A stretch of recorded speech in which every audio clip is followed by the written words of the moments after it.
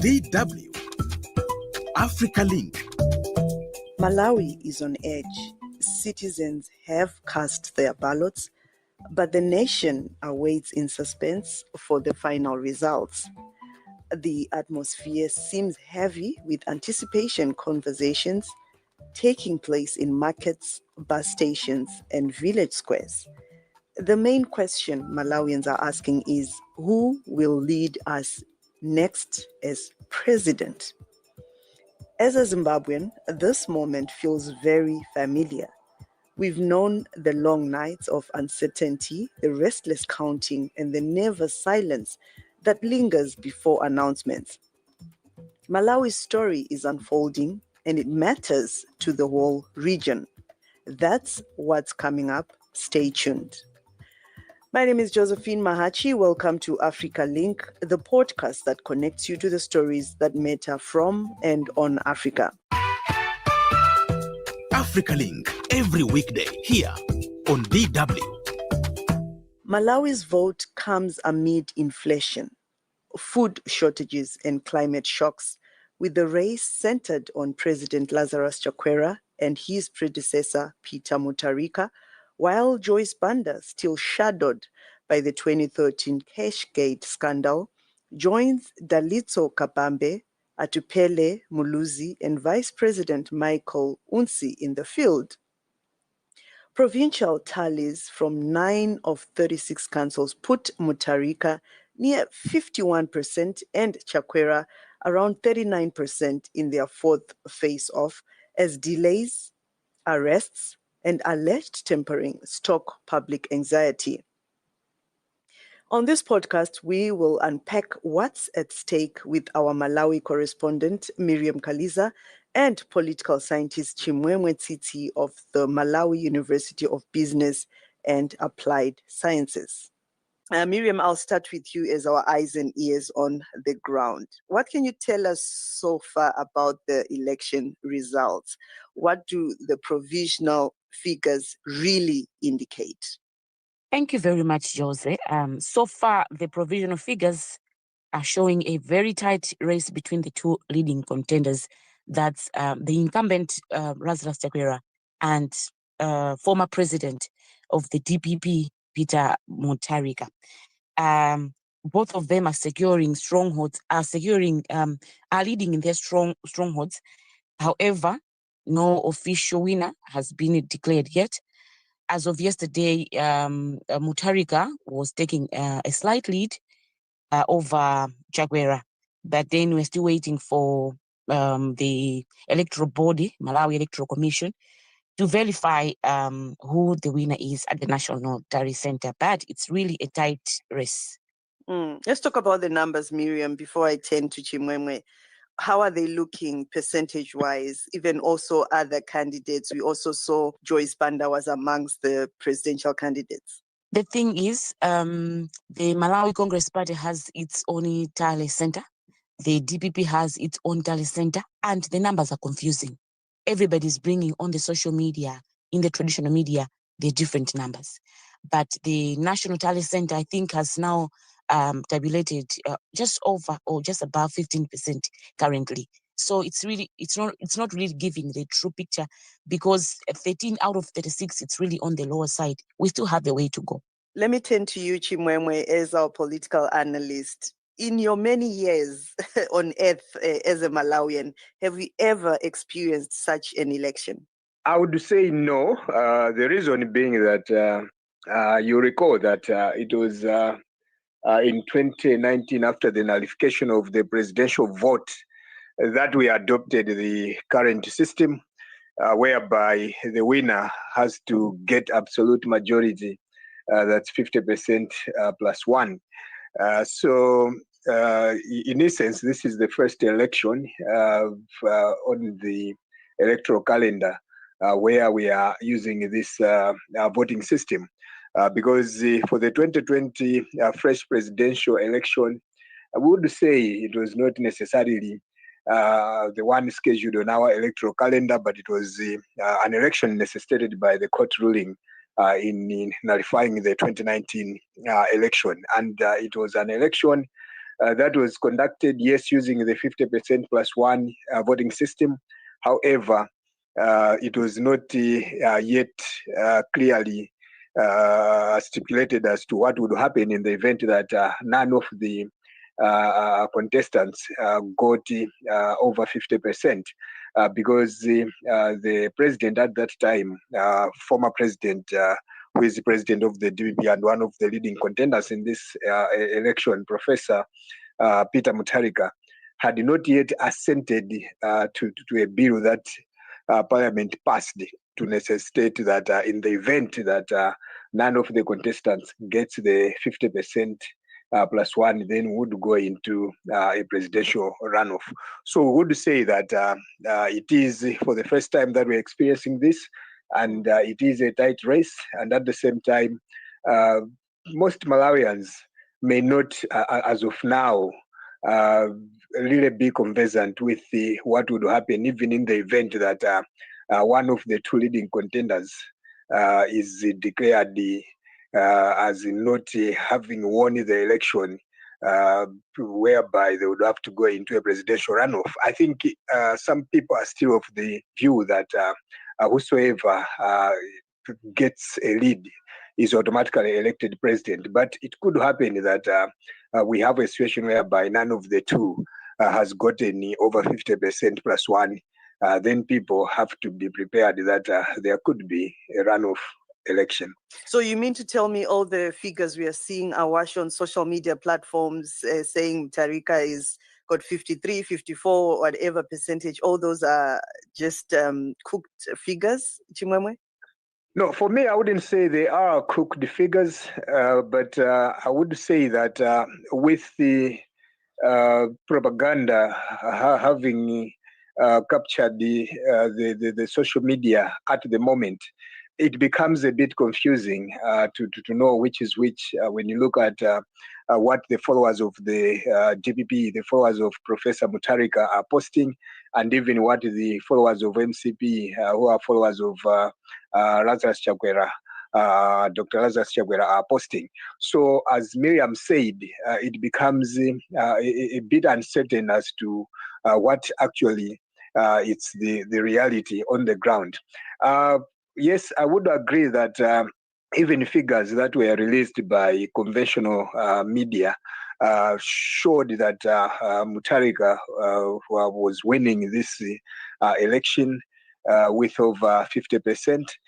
But when you look at what has been transpiring at the Malawi Electoral Commission,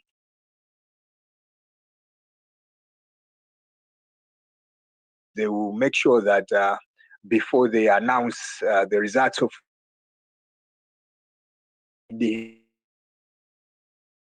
we have a number of outcomes from some district and the town councils that have been held by the commission for further verification, because some figures cannot tally. And you look at the fact that these district councils are the district councils where Mutharika is purportedly leading, then one comes to a conclusion that perhaps it is not yet decided in as far as the official results are concerned, because we are yet to see what kind of outcome we are going to have from the Electoral Commission with regard to the verification process that they've gone into in relation to the concerned councils. Mm-hmm. And it's still with you, Chimwemwe. How would you evaluate the overall conduct of these elections? Was the electoral process better prepared and executed compared to previous elections? I would say that these elections were better prepared and executed compared to previous elections, because if we are to go by what happened, especially in 2019, whereby the Tipex, which is a fluid that is used to erase whatever was originally written, so that on top new figures could be written. One looks at the current election as something which is a bit more credible, when you look at the tally sheets. The tally sheets do not have any erasures in most cases. If anything, what some political players are complaining of is that the tally sheets that are being captured into the make system in some cases are not the originals that were signed by political party monitors. And some are even alleging that what is being captured in the electronic system, it's not exactly what the hard copies are showing in terms of tallying. So that's the discrepancies that are being alleged or reported at the moment, which is a bit different from what happened in 2019. But perhaps the challenge that I've observed is that in some cases, political parties may not have been vigilant in monitoring the election, especially the tallying, the following up in terms of how figures are matching from whatever they may have recorded at a particular polling station to the constituency tally center all the way to the district tally center, because that's where it is being alleged that in the course of transferring these results from one point to another, that's where some people are observing some changes in the figures. So that's perhaps the discrepancy that is there. It could be to do with the challenges of the presiding officers, or else the poor monitoring mechanisms that were put in place by the political parties. However, one would also say that the very fact that these political parties are pointing out these anomalies may also show that they had a robust monitoring system to an extent that they were able to notice these discrepancies. So all in all, I would say that this one has been a better election, especially with regard to the prospects of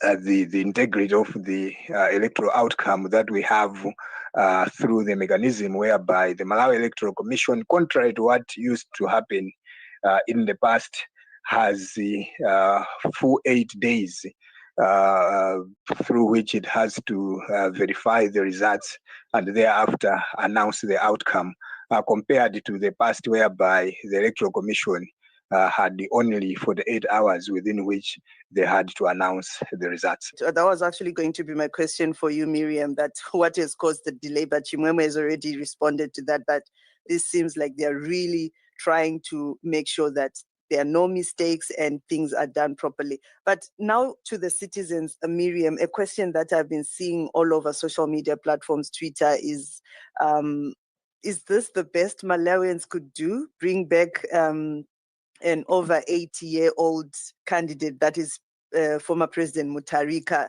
to lead them? I mean, looking at the numbers that are going around, we're not saying he's the president already, but chances are high, right? Because if you're looking at the figures, it looks like they're tallying. As well as I know, a lot of Malawians are saying Chakwera has failed them. Yeah, there were other candidates as well, Joyce Banda. Are there no young people in Malawi to lead the nation? That's a very good one. But also, that question could be responded to citizens based on the side of the coin they are on. If you are a supporter of Malawi Congress Party, they would say, our candidate is better off because, he's a bit younger, he's 70 plus and stuff like that. And, Mutharika is old, is frail, and he will not maybe be leading us. Somebody else is going to be doing the job for him behind the scenes. But then the question that you have asked, that are there no younger Malawians? They are there, but as you can see, they are thrown far away on the backlog or the list of the 17 contenders. We have young people, 3-4 young ones, but maybe they're not as mature as they should be in politics. That's why the two contenders are over 80, Mutharika is over 85, is still, being significant in today's world. Right. Chimwemwe, you also voted. I am so sure of that. I'll throw the same question to you. Why Malawians would consider an over 85-year-old leader. Dr. Chakwera is also over 70. There were young candidates on the ballot paper. Also a female candidate, but of course she's a former president again, Joyce Banda. How would you assess her performance, and also why the young candidates might not have done well on the ballot paper? All right, maybe I have to begin with Dr. Joyce Banda, the former president of the country. In my view, I think Dr. Joyce Banda, during her tenure, her two-year tenure, the country experienced what is known as a Cashgate scandal, whereby a lot of public funds were being stolen, and there were people found with the banknotes in their car boots. And there were people that were being paid huge sums of money by the government for contracts that never existed, or for works that they never performed. So that is what tarnished the image, and I think Malawians still have some memories about their experiences during that time. Apart from that, we are also looking at how the various political parties are at the moment here in Malawi. I think it has been somehow coming to reality that two major contenders in terms of our political parties here in Malawi is the MCP and the DBB. So it may not necessarily be a question of whether somebody is old, is young, or is a woman, but it is a question of what kind of political party is that person contesting for. I am sure if, for example, Dr. Joyce Banda was a contestant on the DBB ticket or MCP ticket, should have amassed a lot of votes. So too, for the young contenders that participated in this election as candidates.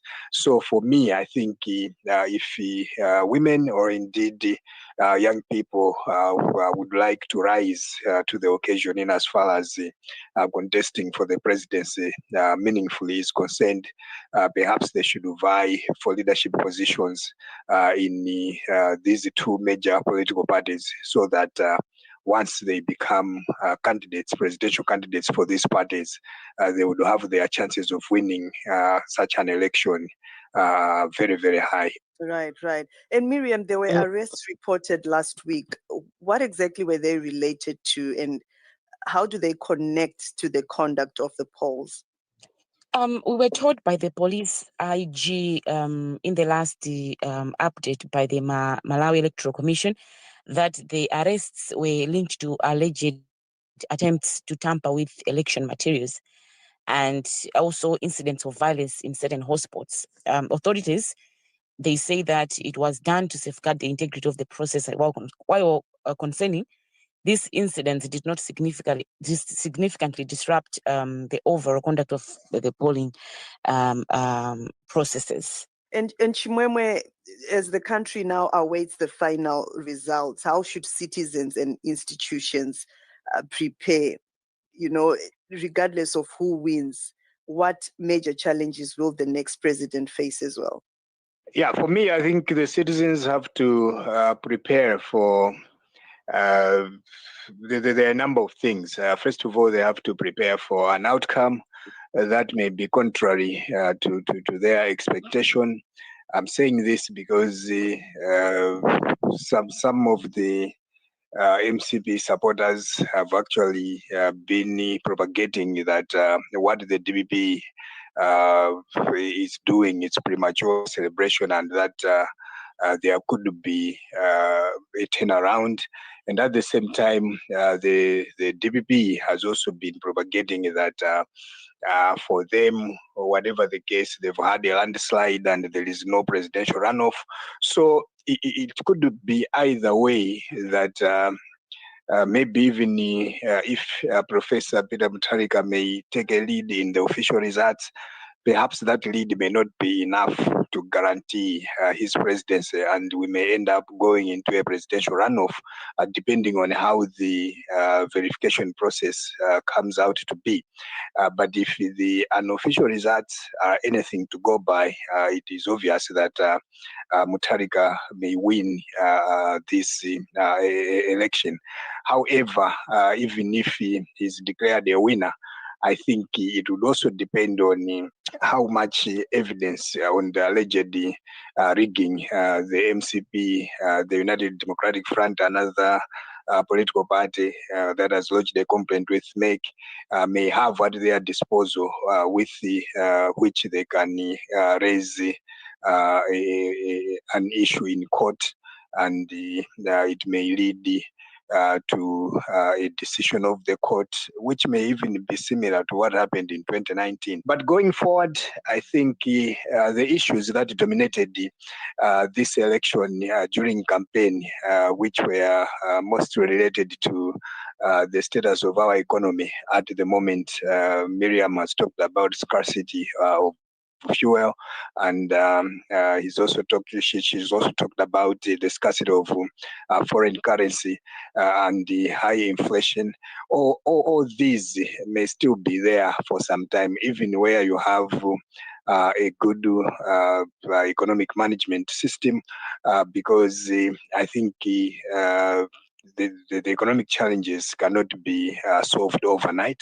So we may be experiencing these challenges for some 2 to 3 years to come until we settle down economically. So the challenge that the leader is likely to face, whether it is continuation of the current government or indeed the DBB government comes into power, as it's most likely to be the situation.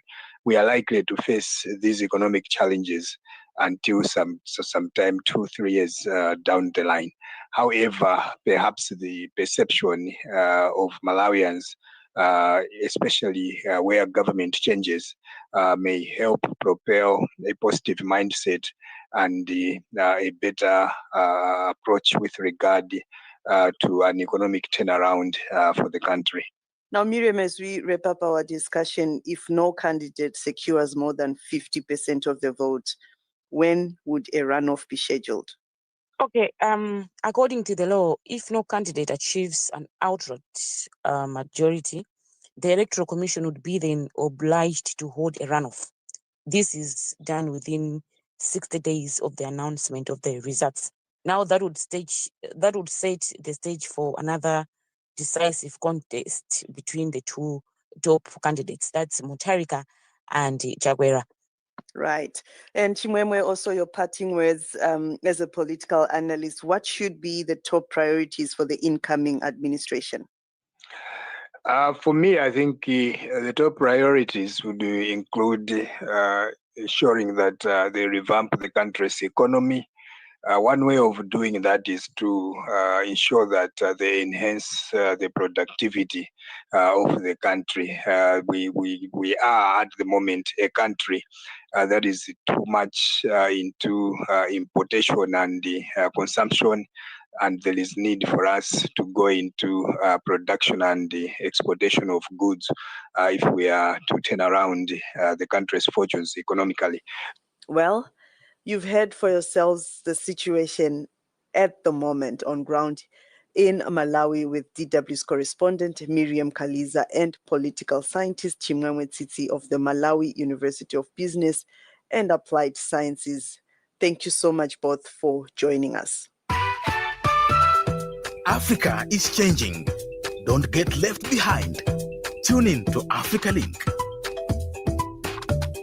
In short, Malawi's 2025 election has become a high-stakes contest between old rivals Peter Mutharika and Lazarus Chakwera, with other candidates struggling for visibility. As provisional results trickle in and tensions rise over delays and allegations of interference, Malawians and their neighbors in the region wait anxiously for clarity on who will lead the nation through its economic and political challenges. And that's it for this edition of Africa Link. Remember, you are not just a listener, but a crucial part of our community, and your engagement can shape the direction of our discussions. We value your insights and encourage you to share your thoughts with us. Remember, you can find all of the Africa Link podcast episodes on Spotify and Apple, or wherever you listen to your podcasts from. This episode was co-produced and edited by Isaac Kalechi. My name is Josephine Mahachi. Thanks for listening. Until the next one, it's bye for now.